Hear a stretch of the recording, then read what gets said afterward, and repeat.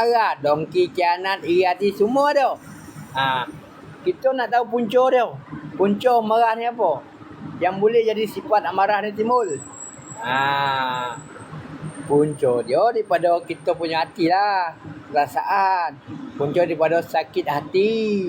Bila kita sakit hati dengan orang, kita ada macam tak puas hati dengan orang, kita akan rasa sakit hati pasal apa?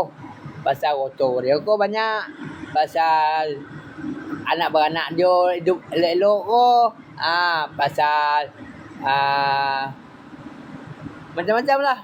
Kadang-kadang pasal paip air pun boleh jadi sakit hati. Kadang lembu masuk dalam rumah, kita sakit hati. Kan? Dengan orang tu tak berjaga kan. Kambing masuk buah rumah berak-berak kan.